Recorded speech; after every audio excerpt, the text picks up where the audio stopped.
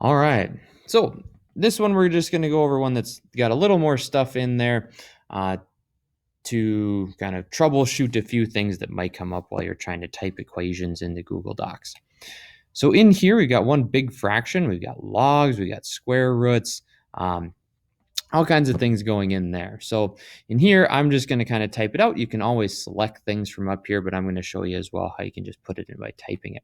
So I'm going to select, my new equation, putting that in here. And then to start here, a couple things to go over.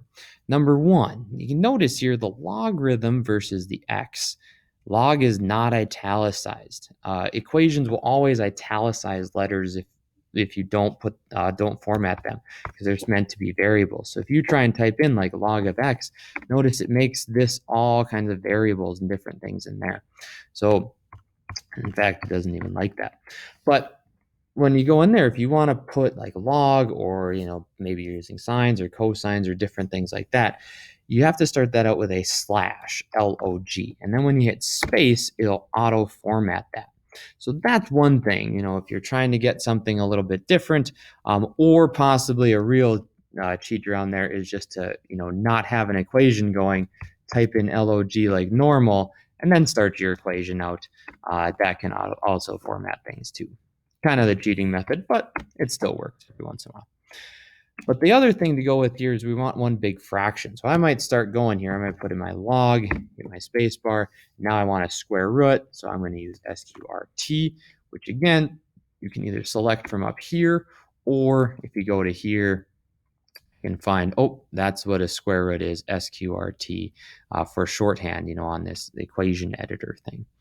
But I'm going to go back, and then I'm going to type in my 5x, and I might say, okay, I want to have this be over 8.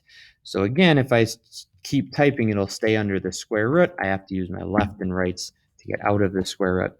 And I want to go over 8. So if you try to make a fraction right now, like /8, it's not quite going to work. So you might say, okay, let's do fraction, FRAC, but it's always going to make this fraction after, where you're at. So when you're typing a fraction in Google Docs, you have to plan ahead and start the fraction before you start typing it. So in here, in order to put this entire piece in here, I'm going to delete this whole thing and start over. I have to start with a fraction, and now I can start typing. I'm going to put my nice logarithm in there. Whoops, no M on that. And it won't format if it's not something it doesn't recognize like it did there. And then I want to put my square root, SQRT, my 5x, and then I'm going to use my arrow keys to get down to the denominator and put 8.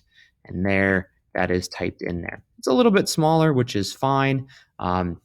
Google Docs will often format equations a little bit smaller because it's trying to keep it the same size here. So if you want it a little bigger, you can always highlight the equation after you're done and just change the size, maybe make it here. Now it's a little easier to read. You don't have to do that, but it is a possibility. So there are all kinds of different things you can do with equations, all kinds of different things you can put in there, which I have, a link to this spot so you can find all kinds of different things, different arrows. Some things, like I said, there are some that are unlisted. They're not in the format. If you tried to find logarithm up in here, you won't ever find that. So it has to come from in here. You have to hit /log or natural log or exponent, or different things like those. Sine, cosine, tangent, all of those things are in there.